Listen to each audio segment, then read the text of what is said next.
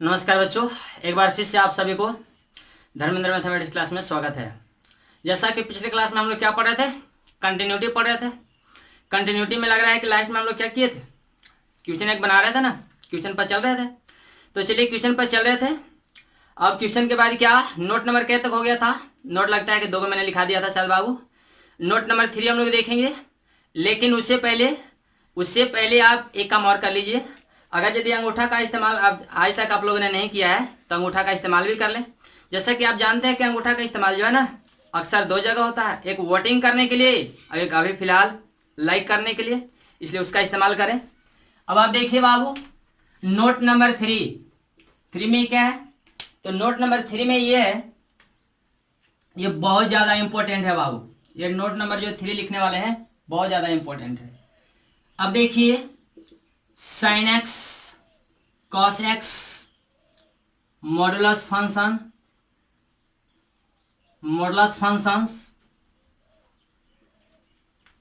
Polynomial function,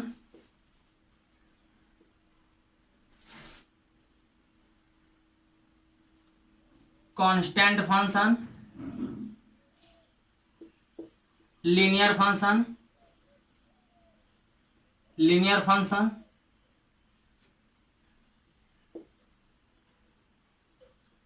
rational functions, irrational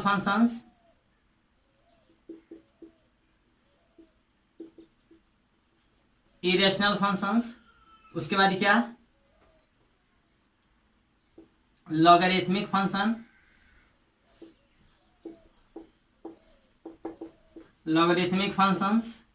exponential functions,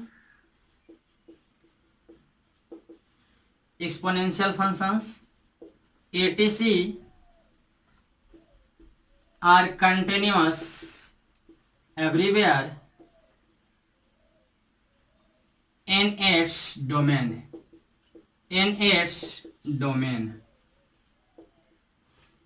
यहां देखिए बाबू क्या लिखा गया, यहां पर लिखा गया है क्या, sine x, cos x, modulus function,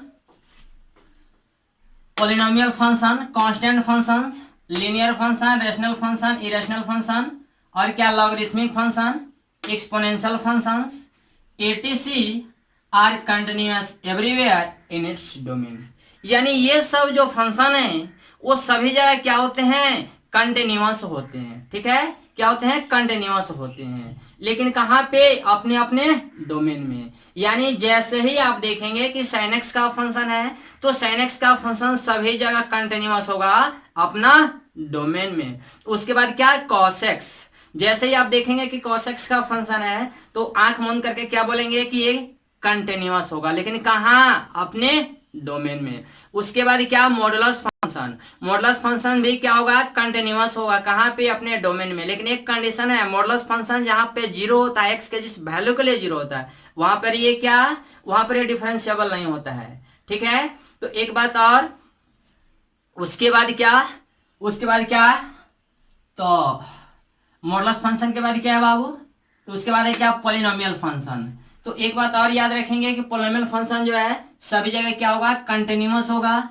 उसके बाद क्या है, कांस्टेंट फंक्शन में कौन कौन आ जाएगा, जैसे कि 2 4 6 8 9 10 12 ABCD PQRST, ये सब जो नंबर है सब क्या हो जाएंगे, कांस्टेंट।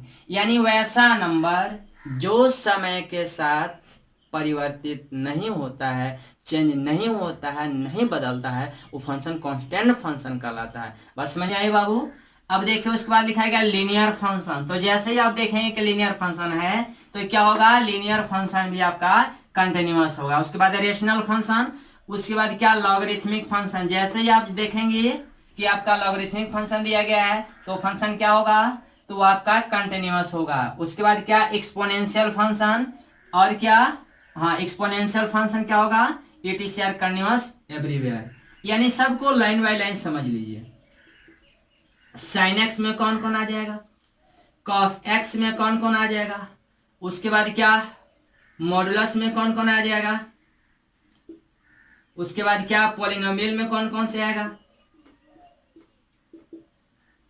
उसके बाद क्या बाबू, कांस्टेंट कांस्टेंट फंक्शन में कौन कौन से आएगा? अब देखिए यहाँ पे लिखा गया साइन एक्स।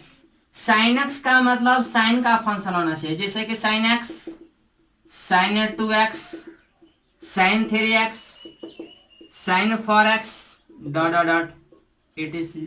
वैसा फंक्शन जिसमें साइन का फंक्शन अवेलेबल हो वो क्या साइन का फंक्शन कहलाएगा। जैसे यहाँ क्या है कॉस का फंक्शन, तो कॉस में क्या क्या आ जाएगा, कॉस एक्स आएगा, कॉस 2x आएगा, कॉस 3x आएगा, कॉस 4x आएगा, डॉट डॉट लिखते जाइए etc।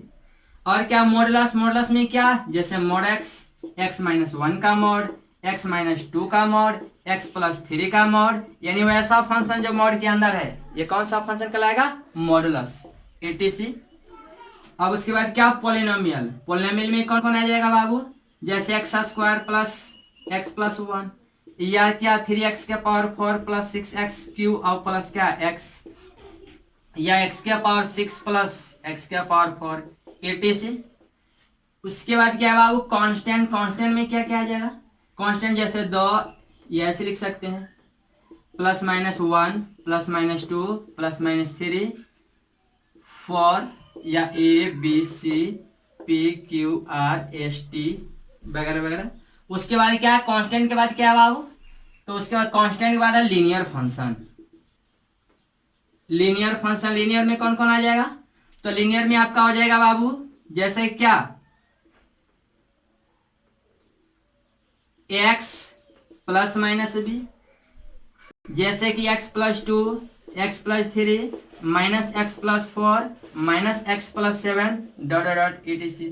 ये सब फंक्शन जो है कौन सा फंक्शन कहलाएंगे, लीनियर फंक्शन। और जैसे लीनियर फंक्शन देखेंगे, यानी जैसे इन सभी फंक्शनों को आप देखेंगे तो आप बोलेंगे कि फंक्शन जो है वो क्या होगा, कंटिन्यूअस होगा। क्या होगा बाबू, कंटिन्यूअस होगा। इसलिए इस पॉइंटों को क्या करना है, याद रखना है, ठीक है। इसके बाद क्या, जरा कॉपी कर लीजिए आप लोग।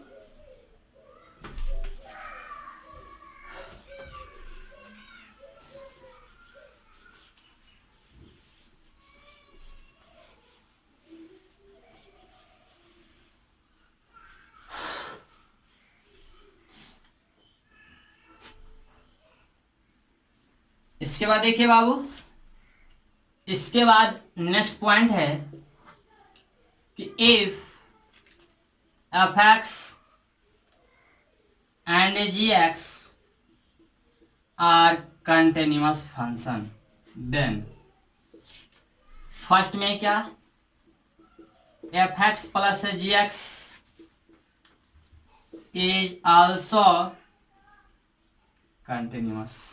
सेकेंड में क्या, तो f x minus g x is also continuous. Third में क्या, तो f x into g x is also continuous. Fourth में क्या, तो f x upon g x और जी एक्स क्या not equal to 0 is also continuous. Fifth में क्या, एफ ऑफ एफ एक्स या फिर जी ऑफ एफ एक्स या फिर जी ऑफ जी एक्स या फिर F of F x is also continuous. इसका मतलब क्या हुआ बाबू, ध्यान से आप समझेंगे। जैसा कि यहां पर लिखा गया है कि if f x and g x are continuous, यदि आपको एफ एक्स तथा जी एक्स दो कंटिन्यूअस फंक्शन दिया गया है तो उन दोनों कंटिन्यूअस फंक्शनों का सम भी यानी उनका जोड़ भी कंटिन्यूअस होगा, उनका घटाव भी कंटिन्यूअस होगा, उनका गुणनफल भी कंटिन्यूअस होगा, उनका डिवीजन भी कंटिन्यूअस होगा। यानी मान लिया जाए कि ये यदि एफ एक्स कंटिन्यूअस है और ये जी एक्स भी कंटिन्यूअस है, यानी दोनों कंटिन्यूअस फंक्शन हैं अपने अपने डोमेन में, तो दोनों को सम भी करेंगे तो आपको कंटिन्यूअस मिलेगा अपने डोमेन। उसके बाद क्या, दोनों को आपस में घटाएंगे, यानी एफ एक्स एक कंटिन्यूअस फंक्शन में से दूसरा का कंटिन्यूअस फंक्शन को घटाएंगे भी तो मेरे को कंटिन्यूअस फंक्शन ही मिलेगा। उसके बाद क्या f x into g x करेंगे, यानी दोनों को प्रोडक्ट करेंगे, एक कंटिन्यूअस में दूसरा का कंटिन्यूअस को गुना करेंगे, फिर भी कंटिन्यूअस मिलेगा। एक कंटिन्यूअस में दूसरा का कंटिन्यूअस से भागा भी देंगे, बशर्ते कि क्या जी एक्स का मान 0 नहीं होना चाहिए, तो फिर भी ये कंटिन्यूअस होगा। उसके बाद यहाँ पर पॉइंट लिखा गया F of F X, G of F X, G of G x और F of F X it is continuous, यानी ये आपका क्या है कंपोजिट फंक्शन। और ये फंक्शन जो है क्या होंगे, ये भी कंटिन्यूअस होंगे। समय आएगा तो ये भी बता देंगे। बस समझ में आए? फिलहाल अभी आप वेट कीजिए, थोड़ा सा लिख लीजिए बाबू।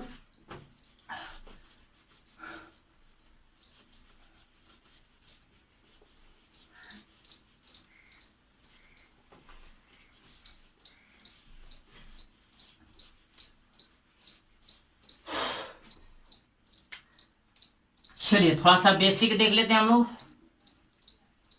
जो कि जानना बहुत ज्यादा जरूरी है। बेसिक में पहला कंडीशन क्या है? पहला कंडीशन ये है कि निगेटिव के पावर यदि इवन नंबर रहेगा, ये निगेटिव के पावर यानी -1 के पावर इवन नंबर रहेगा, तो ये क्या होगा? पॉजिटिव होगा। ठीक है बाबू, निगेटिव का पावर इवन नंबर क्या होगा? पॉजिटिव। सेकंड में क्या है? अगर यदि नेगेटिव का पावर ऑड नंबर हो तो क्या होगा? निगेटिव होगा। बात समझ में आई? इसके बाद देखिए बाबू, इसके बाद आपको याद ये रखना है कि 1/0 माइनस बराबर क्या? तो 1/0 माइनस आपका माइनस में इंफिनिटी होगा। क्या होगा? 1/0 माइनस माइनस इंफिनिटी। उसके बाद क्या? 1/0 प्लस बराबर क्या? तो प्लस में इंफिनिटी होगा। लेकिन मोस्ट इंपॉर्टेंट तो ये होगा कि any number divided by infinity बराबर 0, यानी किसी भी नंबर में आप इंफिनिटी से डिवाइड कीजिएगा, इंफिनिटी से भाग दीजिएगा, तो क्या मिलेगा? 0 मिलेगा। बस समझ में आई बाबू? जैसे दिया गया 2/इंफिनिटी, तो क्या हो जाएगा? 0। ये 3/इंफिनिटी बराबर क्या? 0। और नेक्स्ट पॉइंट आपको ये याद रखना है कि जैसे ही देखेंगे क्या, ये पाई का मान पहले याद रखना है। पाई बराबर क्या? तो 3.14 होता है। पाई का मान क्या बाबू? तो 3.14। उसके बाद क्या ये भी याद रखना है, ई का मान क्या होता है?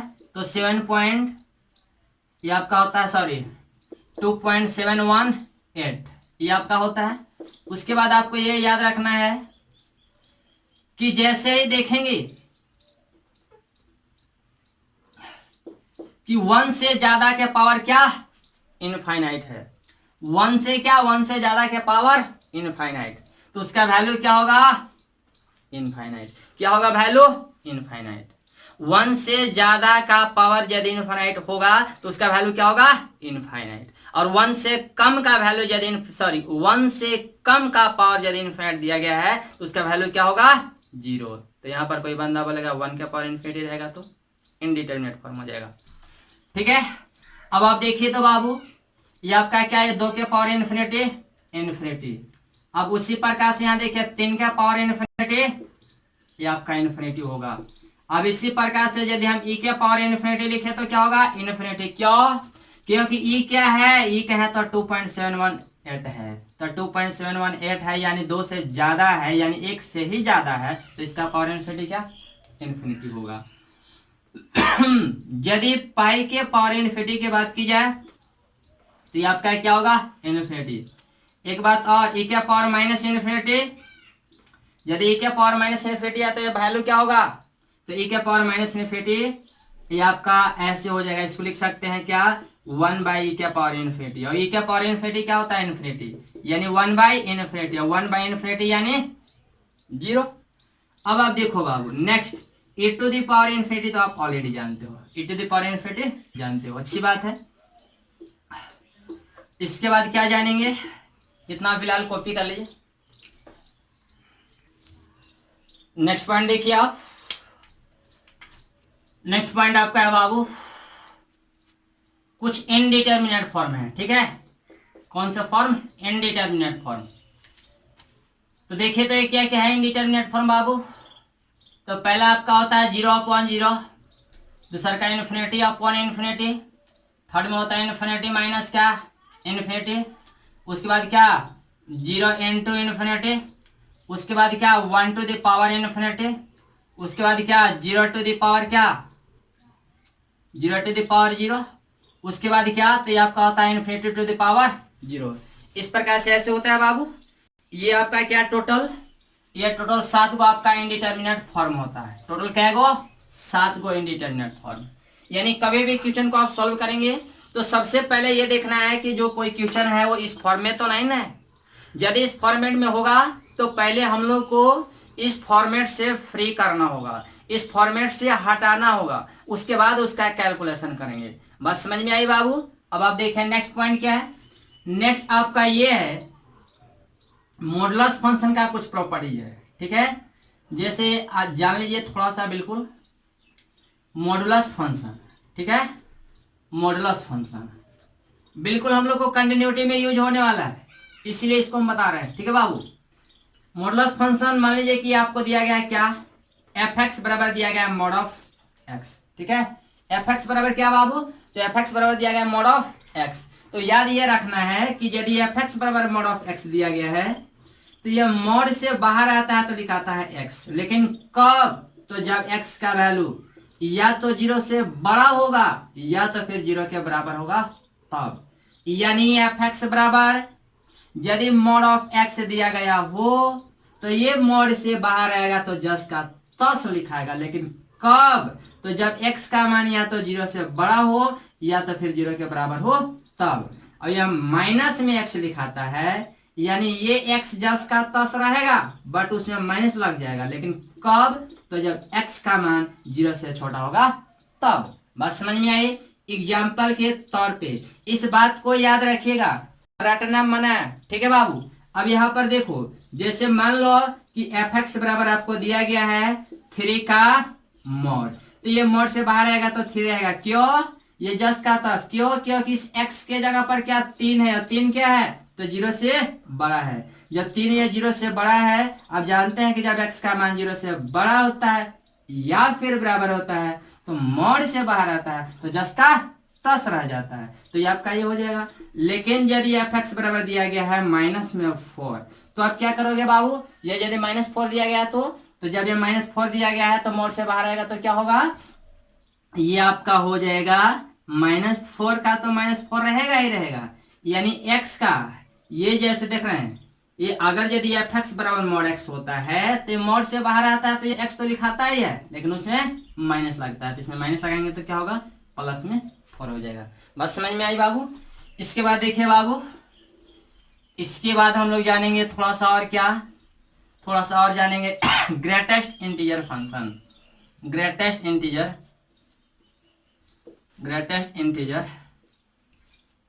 फंक्शन। अब देखिए ग्रेटेस्ट इंटीजर फंक्शन में क्या जानेंगे बाबू, इट मीन्स, पहले इसका मतलब जाने कि इसका मतलब क्या होता है। तो इट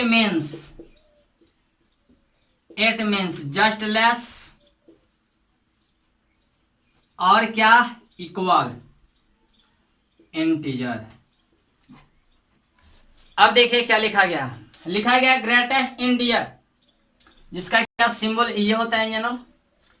इट मीन्स, इसका मतलब क्या होता है, तो इट मीन्स जस्ट लेस और इक्वल इंटीजर। इसका मतलब होता है या तो जस्ट लेस कोई इंटीजर होगा या फिर कोई इक्वल, लेकिन ग्रेटर नहीं। एग्जाम्पल के तौर पे जैसे 2.85 है, इसका यदि हम कहें कि ग्रेटेस्ट इंटीजर बताइए, तो 2.5 का जब ग्रेटेस्ट इंटीजर की बात की जा रही है तो याद रखना है कि इंटीजर होना चाहिए। क्या होना चाहिए, इंटीजर। यहां देखिए 2.85, इससे जस्ट लेस, इससे जस्ट छोटा इंटीजर क्या होगा, 2 होगा। अब मैक्सिमम चलो क्या करेंगे, 3 लिख देंगे, मैक्सिमम क्या लिख देंगे 3, तो ये आपका 3 नहीं होगा, ये आपका होगा, क्योंकि नंबर लाइन लीजिएगा और नंबर लाइन लीजिएगा तो यहाँ पर ये 2.85 है, यहाँ पर ये 3 होगा, यहाँ पर क्या 1 हो जाएगा। आप जानते हैं कि ग्रेटेस्ट इंटीजर का मतलब क्या, जस्ट लेस इंटीजर होना चाहिए या इक्वल।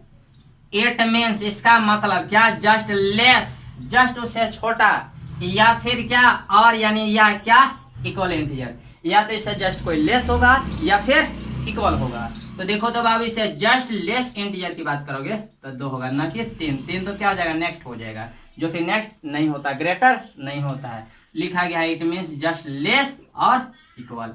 जैसे 3 पॉइंट अगर यदि 5 का या 3.99 है, अब इसका ग्रेटेस्ट इंटीजर बताना है तो क्या होगा, 3 होगा।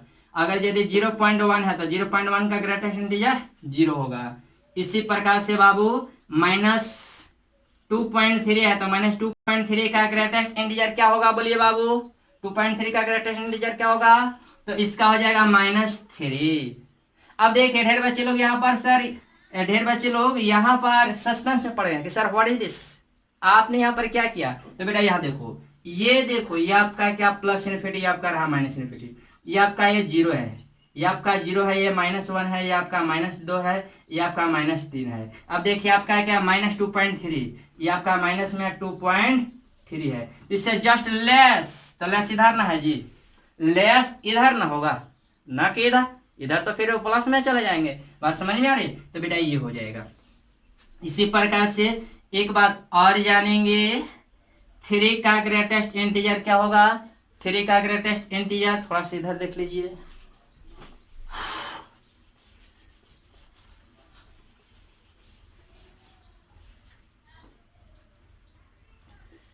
ये इंटीजर। एक बात और यहाँ नोट में याद रखना है कि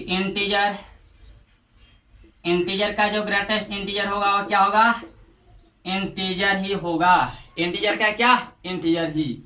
जैसे ये 3 है, ये अपने आप में इंटीजर है पूरा पूरा, तो 3 रहेगा। ये 4 है तो 4 अपने आप में इंटीजर है बाबू पूरा पूरा, तो 4 ही रहेगा। 5 है तो 5 का 5 ही रहेगा। ये 6 है तो 6 का क्या होगा, 6 का 6 ही रहेगा। बात समझ में आई।